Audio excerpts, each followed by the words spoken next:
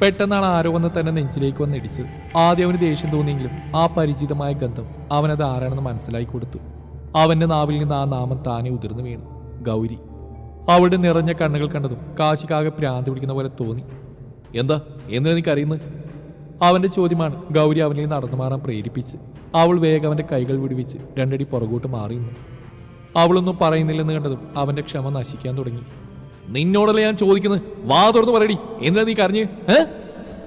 അപ്പോഴേക്കും അവളുടെ ഫ്രണ്ട് അമൃത എന്ന അമ്മ അങ്ങോട്ടേക്ക് ഓടി വന്നു. കാശിയെ കണ്ടതും അവളും ചിരിച്ചു. പകരം അവനൊന്നും ചിരിച്ചെന്ന് വരുത്തി. പിന്നീട് അവൻ അമൃതയോട് കാര്യങ്ങൾ തിരക്കി. എന്താ കുട്ടി, ഇവിടെ എന്തെങ്കിലും പ്രശ്നം ഉണ്ടായോ? ഗൗരി നിന്നെ കരയുന്നത്?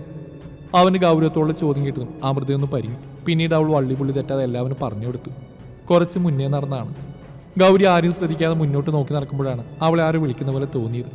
നോക്കിയപ്പോൾ ഡേവിഡാണ്, തൻ്റെ സീനിയർ. ജൂനിയർ പെൺകുട്ടികൾ പറഞ്ഞ് ഡേവിഡിനെ കുറിച്ച് ഏകദേശം ധാരണയുണ്ടായിരുന്നു അവൾക്ക്. എവിടെ വാടി? ഗൗരി പേടിച്ചിട്ട് ഡേവിഡിനെയും കൂട്ടുകാരുടെ അടുത്തേക്ക് ചെന്നു. എന്താടി നിനക്ക് വരാനൊരു വിഷമം പോലെ? ഒന്നുമില്ല ചേട്ടാ.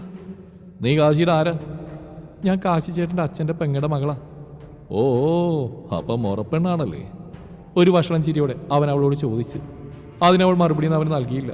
അവൻ കുറച്ചുകൂടി അവളുടെ അടുത്തേക്ക് നീങ്ങി അവളോട് സ്വകാര്യ ചോദിച്ചു. മുറപ്പെണ്ണായതുകൊണ്ട് എങ്ങനെയാ അവന് നീ ചൂടായിട്ട് ഓരോ ദിവസം എന്തെങ്കിലും കൊടുക്കുന്നുണ്ടോ? റേവിൻ്റെ വഷളം ചിരിയോട് കൂടിയുള്ള ചോദ്യം കേട്ടതും ഗൗരിയുടെ കണ്ണുകൾ നിറഞ്ഞൊഴുകി. അയ്യോ, അപ്പോഴേക്കും കരഞ്ഞോ ഗൗരിക്കുട്ടി? ഓക്കെ ശരി, ഞാൻ ചോദിച്ച തിരിച്ചെടുത്തു. പകരം നീ എനിക്ക് കാശി കൊടുക്കുന്ന പോലെ ചൂടോടെ താ. ഡേവിഡ് അവൻ്റെ ചുണ്ട് അവളുടെ ചുണ്ടിലേക്ക് അടുപ്പിച്ചതും അവനെ തള്ളിമാറ്റി അവൾ പിന്തിരിഞ്ഞോടി. ചെന്നുപെട്ടതും കാശിയുടെ മുന്നിൽ. അമൃതയുടെ വായിൽ നിന്ന് കേട്ട വാക്കുകൾ മൂലം ദേഷ്യത്താൽ കാശിയുടെ ഞരമ്പുകളെല്ലാം എടുത്തു പൊങ്ങി. കണ്ണുകളെല്ലാം ചുവന്നു. അവൻ കൈമുഷ്ടി ചുരുട്ടി പിടിച്ച് മുന്നോട്ട് കടന്നു. അവൾ അവൻ്റെ കയ്യിൽ കയറി പിടിച്ചു. ഒരു നിമിഷം അവൻ അവിടുന്ന് അവൾ പിടിച്ച തൻ്റെ കയ്യിലേക്കും അവളുടെ മുഖത്തേക്കും മാറി മാറി നോക്കി. അവൾ കാശിയുടെ കൈയും പിടിച്ച് നേരെ ആരുടെയും ശ്രദ്ധ പതിക്കാത്തൊരു ഭാഗത്തേക്കായി പോയി നിന്നു. കാശിയുടെ എന്ത് ചെയ്യാൻ പോവാ? ഞാൻ എന്ത് ചെയ്യാൻ പോവാണെന്നോ? ഇത്രയും വലിയ തോന്നിയാസാവൻ നിന്റെ മുഖത്തോക്കി പറഞ്ഞിട്ട് ഞാൻ കയ്യും കെട്ടി നോക്കിയിരിക്കുന്നതാണോ നീ പറയുന്നത്? മാറിക്കോങ്ങോട്ട്, അവന് കൊടുക്കേണ്ട ഞാൻ കൊടുത്തോളാം. അവൻ അതും പറഞ്ഞ് മുന്നോട്ട് കിടക്കാൻ പോയത് അവിടെ ഒരു ചോദ്യത്തിൽ അവൻ അവിടെ തന്നെ നിന്നുപോയി. അത് ചോദിക്കാൻ കാശിയായിട്ട് എൻ്റെ ആരാ? എനിക്ക് കംപ്ലയിൻറ്റ് കൊടുക്കണമെങ്കിൽ ഞാൻ പ്രിൻസിപ്പൽ സാറിന് കംപ്ലയിൻറ്റ് കൊടുത്തോളാം. അതിന് കാശിയായിട്ട് ബുദ്ധിമുട്ടണമെന്നില്ല. അവളുടെ അടുത്തടിച്ച് പോലുള്ള വർത്തമാനം അവനെ നന്നായി ചൊടിപ്പിച്ചു. അവൻ തിരിഞ്ഞ് പാഞ്ഞു വന്ന് അവളുടെ ഷോൾഡർ പിടിച്ച് ചുമലിലേക്ക് ചേർത്ത് നിർത്തി അവളുടെ മുഖത്തേക്ക് നോക്കിയിട്ട് തന്നെ പറഞ്ഞു. ഞാൻ നിന്റെ ആരാണെന്നുള്ളല്ല ഇവിടെ പ്രസക്തി. അവൻ നിന്നോട് സംസാരിച്ച രീതി അത് തീരെ ശരിയല്ല. അതിന് ഞാൻ അവന് മറുപടി കൊടുത്തിരിക്കും. എന്തുകൊണ്ടോ അവൻ്റെ മുഖത്തേക്ക് നോക്കാൻ അവൾക്ക് പേടിയൊന്നെങ്കിലും ധൈര്യം സംഭരിച്ച് അവൾ പറഞ്ഞു. എന്തൊക്കെ സംഭവിച്ചാലും ഈ ഒരു പ്രശ്നത്തിൽ കാശിയായിട്ട് ഇടപെടണ്ട. അവളുടെ സംസാരം കാശിക്ക് നല്ലോണം ദേഷ്യം വരുന്നുണ്ടായിരുന്നു. അവൻ്റെ ദേഷ്യം അവൻ അവിടെ ഇരു ഷോൾഡറിൽ മുറുക്കി പിടിച്ച് തീർക്കുന്നുണ്ടായിരുന്നു. കാശിയുടെ കൈയെടുക്ക്, എനിക്ക് വേദനിക്കണു. അവൾ അവൻ്റെ കൈ തൻ്റെ ഇരു ഷോൾഡറിൽ നിന്ന് എടുത്തു മാറ്റാൻ ശ്രമിച്ചു. കാശി ഈ സമയം അവൾ തന്നെ നോക്കി നിൽക്കുകയായിരുന്നു. എന്തുകൊണ്ടോ അവളുടെ മുഖത്തേക്ക് നോക്കുമ്പോൾ അവനെ തന്നെ നഷ്ടപ്പെടുന്ന പോലെ തോന്നി. അവൻ വേഗം അവളുടെ ശരീരത്തിൽ നിന്ന് തൻ്റെ കൈകൾ വിടുവിച്ച് വേഗം തിരിച്ചു നടന്നു. നീ എന്തു പണിയാ ചെയ്ത് ഗൗരി? കാശി സാർ ഡേവിനിട്ട് നല്ലോണം കൊടുക്കായിരുന്നു. ആ ഒരു ചാൻസ് മിസ്സായപ്പോൾ നിനക്ക് സമാധാനമായല്ലോ.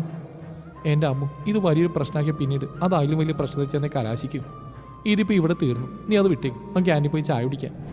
അതും പറഞ്ഞവർ മുന്നോട്ട് നടന്നു. അമ്മുവിൻ്റെ ഒപ്പം നടക്കുമ്പോൾ കാശിയുടെ പരിഭവം നിറഞ്ഞ മുഖം തെളിമയോടെ ഗൗരിയുടെ മനസ്സിലുണ്ടായിരുന്നു. ഓഫീസിലെത്തിയതും കാശി തൻ്റെ സബോർഡിനേറ്റ്സിനോടെല്ലാം ഷൗട്ട് ചെയ്ത് ഗൗരിയുള്ള ദേഷ്യം മുഴുവൻ തീർത്തു. ഈ സമയത്താണ് ഋഷി അങ്ങോട്ട് കയറി വന്ന് അവനെ കണ്ടതും അവിടെയുള്ളവരെല്ലാം സല്യൂട്ട് ചെയ്തു. കാശിയോടെ അകത്തുണ്ട്, സാറ് നല്ല ചൂടില്ല, എല്ലാവർക്കും വയറു നിറയെ കിട്ടി. അതിനെ ഒന്ന് ചിരിച്ചുകൊണ്ട് കാശിയുടെ ക്യാബിനിൽ കയറി. കാശി, നീ നല്ല ചൂടിലാണെന്നുള്ള കേട്ട് എന്തു പറ്റിയടാ? എടാ ഋഷി, അത് കാര്യം കുറച്ച് സീരിയസ് ആണ് മോനെ, നീ വാ നമുക്ക് പുറത്തേക്ക് പോവാം. ബീച്ചിൽ വന്ന് കടലിലേക്ക് നോക്കിയിരിക്കുകയാണ് കാശി. പിന്നീട് അവൻ പറഞ്ഞു തുടങ്ങി ഗൗരിയെ കണ്ടത് മുതൽ ഇന്ന് വരെ നടന്ന എല്ലാ സംഭവങ്ങളും. എല്ലാം കേട്ട് കഴിഞ്ഞതും ഋഷിക്ക് അവനോട് എന്താണ് പറയേണ്ടതെന്ന് പോലും നിശ്ചയമില്ലായിരുന്നു. പക്ഷെ ഒരു കാര്യത്തിൽ അവന് സന്തോഷം തോന്നി. തൻ്റെ കാശിക്ക് ഒരു ജീവിതം കിട്ടിയിട്ടുണ്ട്. ഇതുവരെ അവൻ സാന്ദ്ര എന്ന ലോകത്തായിരുന്നു. പക്ഷേ ഇന്നിപ്പോൾ അവൻ്റെ മനസ്സ് വ്യതിചലിച്ചു കൊണ്ടിരിക്കുന്നു. അതവൻ്റെ മുഖത്തും പ്രകടമാണ്. പക്ഷേ തൻ്റെ സന്തോഷം മനസ്സിലൊതുക്കി അവൻ കാശിയെ വിളിച്ചു. കാശി, ഡാ, ഞാൻ പറയുന്ന ശ്രദ്ധയോടെ കേൾക്കണം കാശി. സാന്ദ്ര നിന്റെ പോയ കാലം, ഇനി അവളിലേക്ക് നിനക്കൊരു തിരിച്ചുപോക്കില്ല. അവളില്ല എന്നുള്ള യാഥാർത്ഥ്യം നീ മനസ്സിലാക്കണം. ഇപ്പം നിന്റെ ഭാവിയും വർത്തമാനമെല്ലാം ഗൗരിയാണ്. അറിഞ്ഞറിയാതെ നീ അവളുടെ കഴുത്തിലൊരു താലി ചാർത്തിയിട്ടുണ്ട്.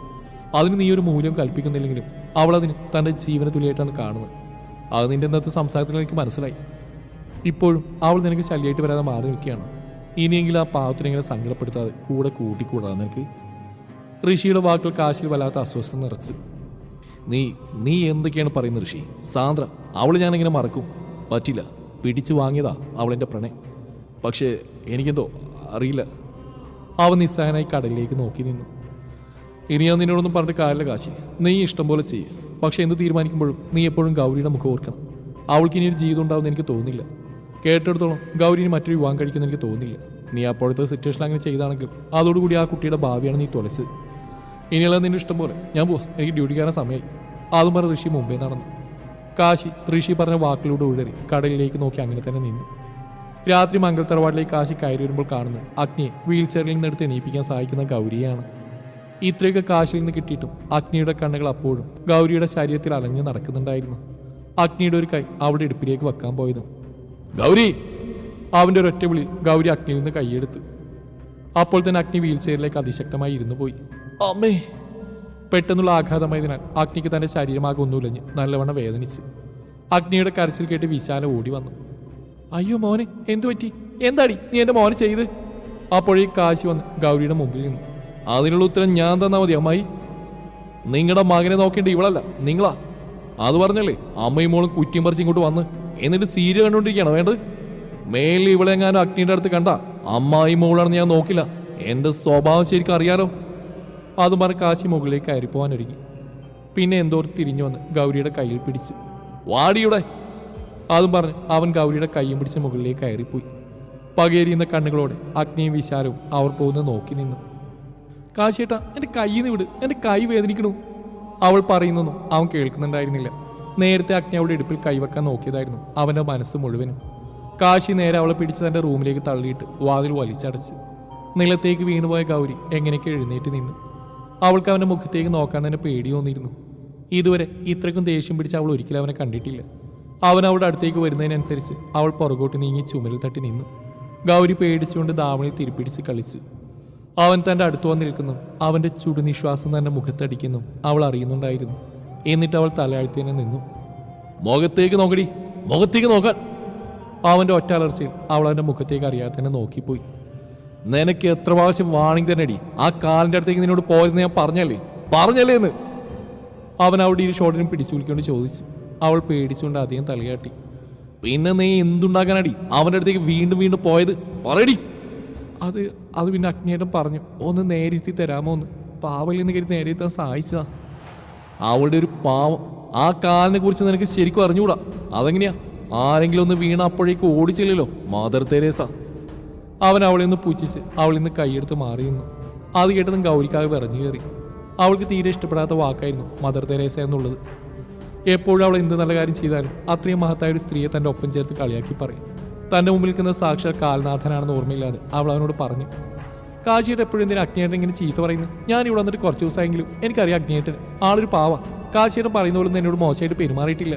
ഒരാൾ ഇങ്ങനെ അണ്ടർ എസ്റ്റിമേറ്റ് ചെയ്യാൻ പാടില്ല. ഇനി മേലെ എന്നോട് ഈ കാര്യം പറഞ്ഞു വന്നാൽ ഞാൻ അമ്മാനോട് പോയി പറഞ്ഞു കൊടുക്കും, നോയിക്കോ. ഇത്രയും പറഞ്ഞിട്ട് കാശിയുടെ അടുത്തുനിന്ന് പ്രതികരണമൊന്നും ഇല്ലല്ലെന്ന് ആലോചിച്ച് അവൻ്റെ മുഖത്തേക്ക് നോക്കിയ ഗൗരി പേടിച്ച് കിടീട വിറക്കാൻ തുടങ്ങി. അവിടെ ആ കണ്ണുകളെല്ലാം ചുവന്ന് ദേഷ്യം കൊണ്ട് കവിളുകളെല്ലാം വിറച്ച് കൈമുഷ്ടി ചുറ്റി പിടിച്ച് തന്നെ ഇപ്പോൾ കൈ കിട്ടിയ കൊന്ന് കൊല വിളിക്കുന്ന പോലെ നിൽക്കുന്ന കാലനാഥൻ അല്ല കാശിനാഥൻ. ഗൗരി അറിയാതെ പേടികൊണ്ട് ഉമിനീരിറക്കിപ്പോയി. എന്താണ് നീ എന്നോട് പറഞ്ഞ്? എത്ര ധൈര്യം ഉണ്ടായിട്ടാടി നീ അഗ്നിയെ എൻ്റെ മുമ്പിൽ നന്മയുടെ നിറകുടമായിട്ട് അവതരിപ്പിച്ച്? നീ എന്താ പറഞ്ഞ്? ഇനി ഞാൻ നിന്നോട് എന്തെങ്കിലും പറഞ്ഞു വന്ന് നീ എൻ്റെ അച്ഛനോട് പോയി പറഞ്ഞു കൊടുക്കുന്നോ? അത്രയ്ക്ക് ധൈര്യം ഉണ്ടോ നിനക്ക്? ഉണ്ടോന്ന്? ഉണ്ട്, ഞാൻ എന്തായാലും അമ്മനോട് പറഞ്ഞു കൊടുക്കും. അവനെ പേടിയുണ്ടെങ്കിലും അത് പുറത്ത് കാണിക്കാതെ അവൾ എൻ്റെ മുഖത്ത് നോക്കി പറഞ്ഞു. എന്നാ നീ ഇതും കൂടി പോയി പറഞ്ഞു കൊടുക്ക്. അത്രയും പറഞ്ഞ് ഗൗരിയെ തന്നിലേക്ക് വലിച്ചടുപ്പിച്ച് അവൻ അവളുടെ ഇരുവാധരങ്ങളും മാറി മാറി നുണഞ്ഞെടുക്കാൻ തുടങ്ങി. ഗൗരിയുടെ കണ്ണുകൾ മിഴിഞ്ഞു വന്നു.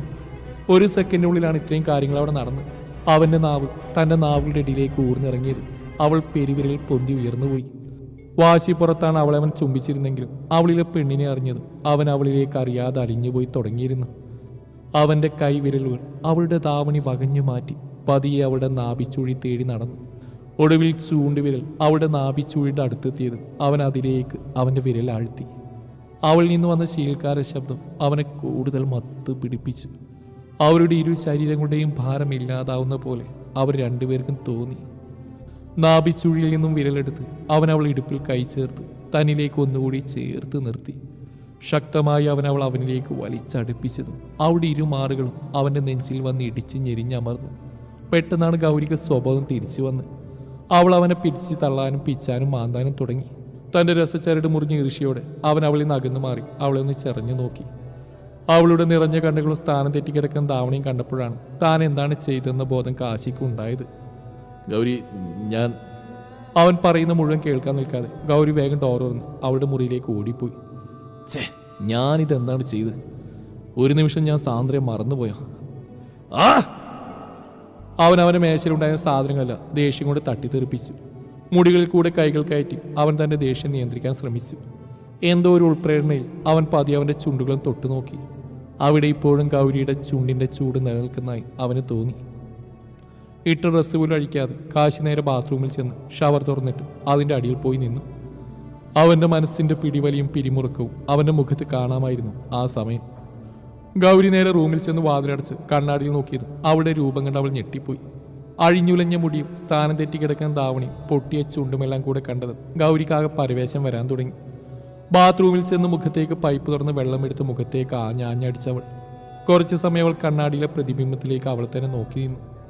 എന്താണിപ്പോൾ നടന്ന ഈശ്വര? കാശിയേട്ടൻ തന്നോട് അതൊരു ദേഷ്യത്തിൻ്റെ പുറത്തായിരുന്നില്ലേ അങ്ങനെ ചെയ്തിട്ടുണ്ടാവുക?